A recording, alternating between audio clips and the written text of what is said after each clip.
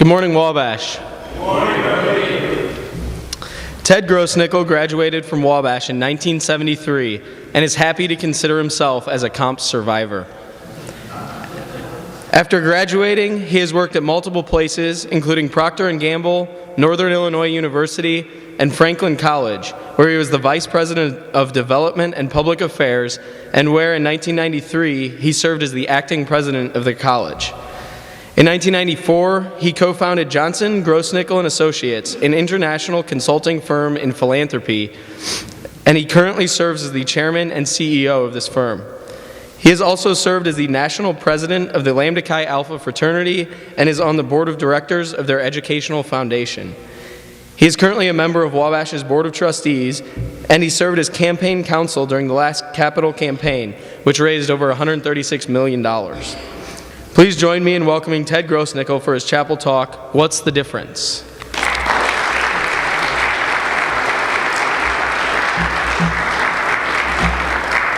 Good morning. It's an honor to be here and to have a chance to talk with you. I thank the Sphinx Club for this invitation, and I sincerely hope they will not come to regret it. As an alumnus, I want to start by telling you I have a powerful set of associations in my memory with this chapel. They start with my days as a student sitting where you sit now. I attended what was then mandatory chapel twice a week, and I think this system is better. I was in this room in an all-campus meeting a spring night in 1970, right after 4 students had been shot and killed at Kent State University. We voted here to demand that Wabash close for 4 days in a student strike, 4 days in memory of the 4 students who had been killed. And to that day, to this one, that is the memory which, for this place, seems most unlike all the other occasions that have brought me to the chapel. I was married here in a ceremony that was presided over by a minister who was both a fraternity big brother and a Princeton seminary grad. I sat here for Dr. White's inaugural with many of you. Most of all, this is the place that I think I began to sense a timelessness for this college. All these memories abide, including those that range to the night that I learned where in this very facility was located the automatic photoelectric sensor which controlled lighting on the mall. Did you know that you could hold a lighter in front of the sensor and it would make the lights on the mall go on and off very quickly? That was an interesting evening for a number of us the night before commencement in 1973. We managed to outrun the security forces, and I am told now that photoelectric cell is gone, which is probably a good thing. But I'm not here to discuss electrical engineering or student strikes. I'm certainly no engineer. What I do want to talk about is what I think is most important about Wabash. What I think gets overlooked pretty often, or at the least is taken for granted. I'm going to talk about trust. The way I'm going to approach this, though, is through a lens which I use and work with constantly. I'm going to talk, at least initially, about what causes alumni of colleges to interact with and give money and volunteer. And if you'll bear with me for a few minutes, I think I can establish a connection between that and trust. To start with, last year Americans gave away a lot of money. They gave over $295 billion in 2006. Of that, $41 billion was given to higher education, which is a 9% increase over the year before. And my colleagues and I at our company, at JGA, and we're a small outfit. There are about a dozen of us. Our clients, though, do some incredible work. Our clients currently are pursuing campaigns that total about $2.5 billion. So, yeah, we have an eye for the topic in the field. And Wabash figures pretty darn well in comparison to most colleges and universities. As you probably heard, it has an endowment, money in reserve, somewhere in the range of $380 million. And yes, before you start doing the math and saying, okay, that's $400,000 per student, remember what it costs to put on an education. Wabash tuition represents about 50% of the cost to educate you. It was the same in the 1970s when my parents and I paid $6,000 a year in tuition. But my point on endowment is that Wabash has done extraordinarily well in receiving private support from alumni. In recent years, around 30 to 38% of all alums make a gift to the school. Many colleges would be happy to have 1 in 5 making a gift. Why do you suppose? Why do you suppose Wabash alumni give more money? I'm going to leave that question hanging for just a minute, and I'll come back to it. In the late 1990s, Wabash ran a campaign that ended in 2004, and it raised over $136 million. The original goal was $100 million, and then it was set higher at $132 million. And the total I quoted doesn't include an additional $30 million of gifts for purposes that weren't included in the campaign. That's a lot of money. And this happened at a college of 900 undergraduates and 10,000 alumni roughly, behaving completely out of proportion to size and supposed ability to give. Why is that? Why do alumni and friends give at this rate? What might motivate them? It's not as though they graduate and go into a cocoon. And while it's true that approximately 18% of Wabash alumni have the title of chairman or president, I can tell you there are many good causes out there that come and ask for your support. When you graduate, you're going to be amazed at the number of people who have wonderful ideas about how you should make a gift. So it's not as though Wabash people aren't solicited very often for other needs right in their own hometowns, wherever they live. So why would Wabash, the small school, command the kind of gifting that it does? Again, I'll just leave that question hanging. We'll come back to it. I mentioned before that I've seen more than my share of private college campuses, and I've worked with the presidents and deans and faculty of them to put together campaigns to raise money, lots of money, for buildings, scholarships, endowments, you name it. And as a part of that work, you learn what makes the place tick. You learn what they think is important and how they measure what they're doing. You learn why they say they want donors to give millions. And then you hear what the donors say when they're asked to contribute. And by the way here, I'm talking about people being asked to make gifts of $25,000 and $100,000 and $1 million or more. These are gifts out of assets, not out of cash flow, unless you're Bill Gates. When a person is asked to make a gift out of their assets, you're asking them to make a gift from a source that has usually taken them years to acquire. And you're asking them to make a decision that is incredibly important to them. You're asking them to make a decision that says, my college is more important than, and here, take your pick, United Way, my local church, my kids' school, the hospital, the local music or arts group, or whatever.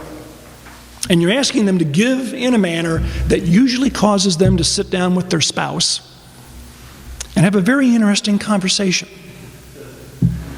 It goes something like this. Well, yes, honey, I think we should give $50,000 to Faber College, and we're only giving $1,000 to your college. You don't think that's fair?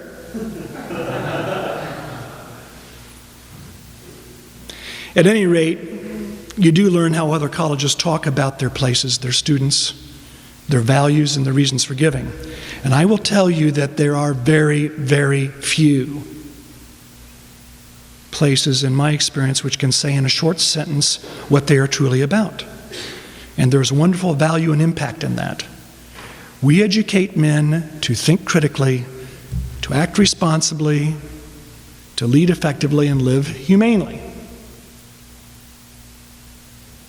As a point of comparison, some colleges aim a tad lower or have mission statements which go on at such length that they just lose their power to communicate, and some places are just plain banal.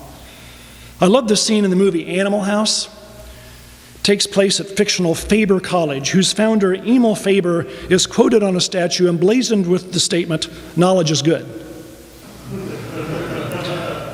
It really makes you want to run uphill into machine gun fire, doesn't it?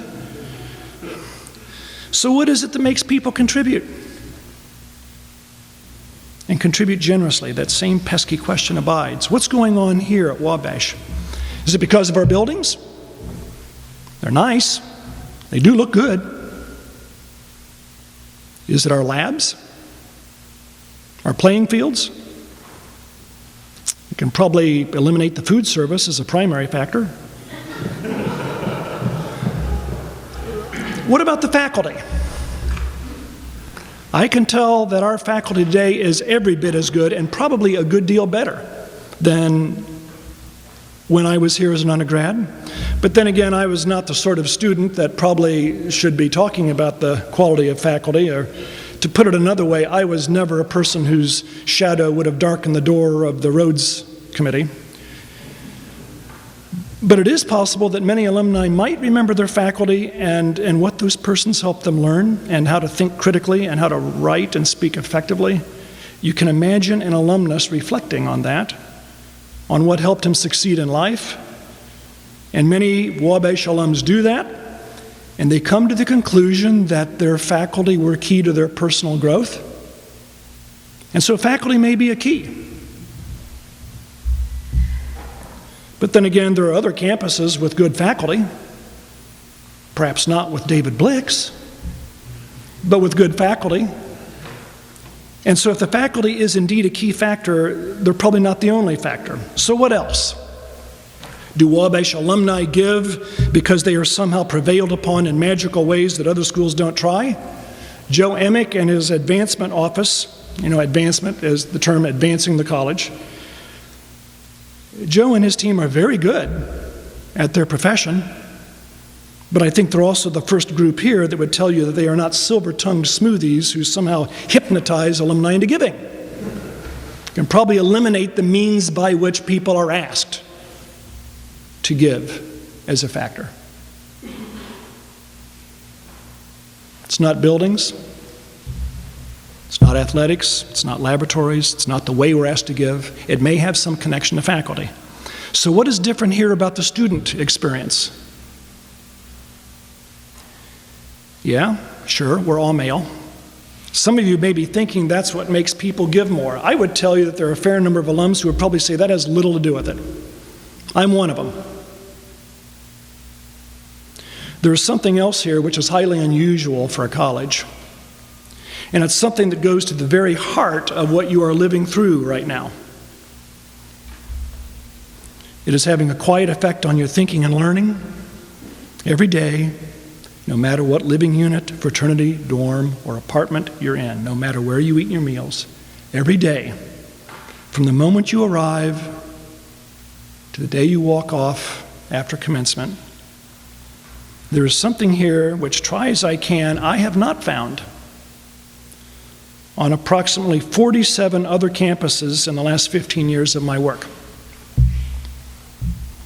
I've thought about this a lot because for a long time I've distrusted the answer.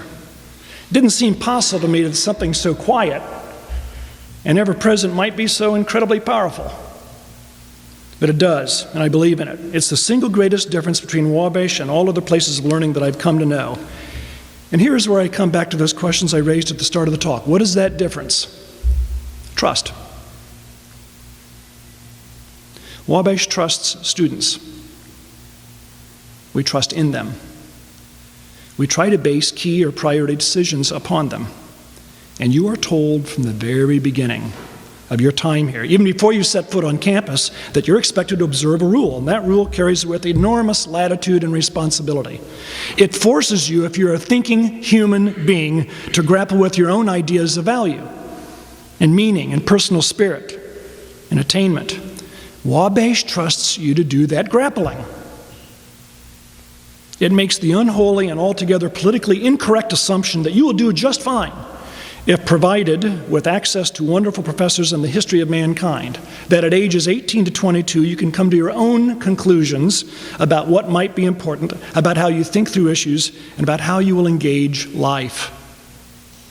I believe Dean Bambry would agree with me that the dynamic between administration and students at other campuses, other colleges and universities, is very different than what you experience at Wabash.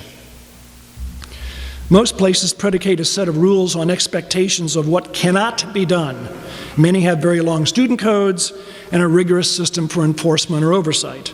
And I don't mean to imply that they're police states, far from it, but I do think that on a daily and weekly basis, students at other colleges are much more inclined to think about what the rules are that have already been established, as opposed to thinking, what is my own conduct code? I mentioned a minute ago that I think trust implies latitude and responsibility. To be even more to the point, trust is earned. And trust can be lost. How we conduct ourselves in all sorts of ways makes others either more or less inclined to trust us in the future. Do you think you're trusted more when you've done well, held up your end of an agreement, or aimed higher than the bar was set at first? What do you suppose happens when you fail to keep a promise? Or don't hold up your end of the bargain? I would submit there are living examples of that dynamic every day, right now in your lives. I can tell you there are in mine every day. Trust. Think about what that does to us. And then think what it causes to happen when you graduate and go out into life.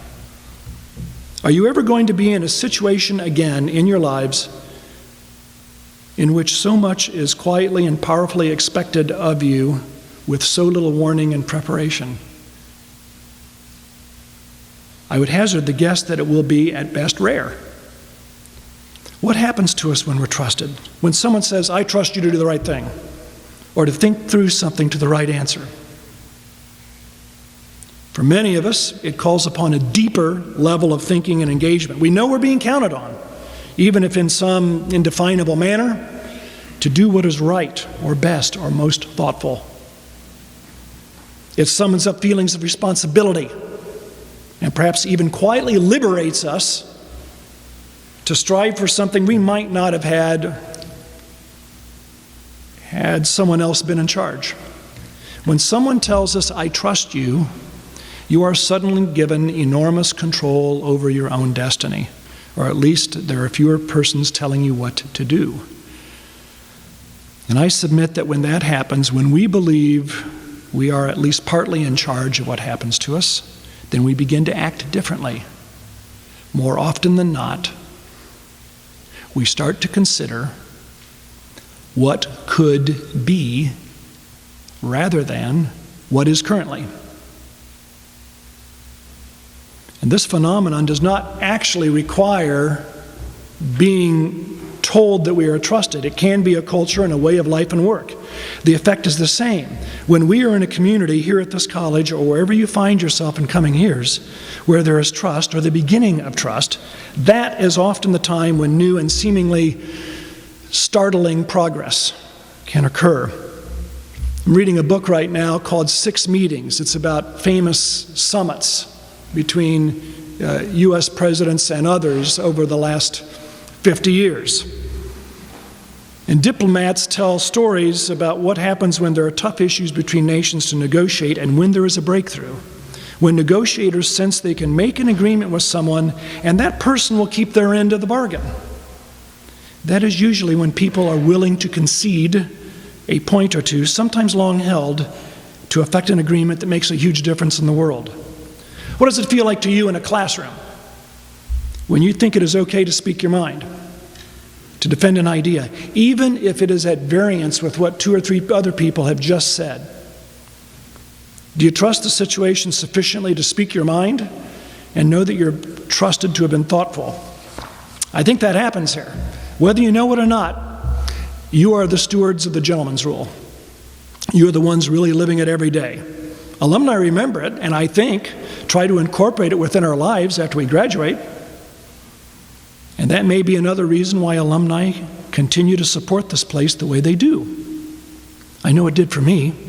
and can remember professors who made it a point to create an environment in the classroom where it was not only okay, but it was expected that you were going to consider alternative viewpoints and make students trust the dialogue. I can tell you that the company I founded and another one, which I have in startup mode right now, are founded on two premises. First, a Jeffersonian approach, that people will generally try to do the right thing and that you should enable them to, you should free them up to do so. And secondly, that authenticity is critical. Telling someone as honestly as you can what you think is incredibly powerful and disarming. When we work with our clients, in our firm, we sometimes tell them things they don't want to hear, but that they need to hear. Being authentic is crucial to that, and it builds trust. If people know they can count on you to be authentic with them, they will tend to listen to what you have to say. And what does this mean for Wabash? I suspect it means a great deal more than we're willing to give credit for. And I think it means more than Wabash has been able to effectively articulate to others who are not here. It's rather hard to describe. Last year there was a Indianapolis Star article about Wabash, which spent most of its column inches talking about Wabash being all male. I made it a point to read that article many times and hunt for redeeming value in it. There wasn't much, because the reporter not only missed the important thing here, but because the people at Wabash didn't seem clear about the way we trust students here. That is the point. That is the key idea. That is what makes great things happen here. And in my eye, that's what makes Wabash distinctive.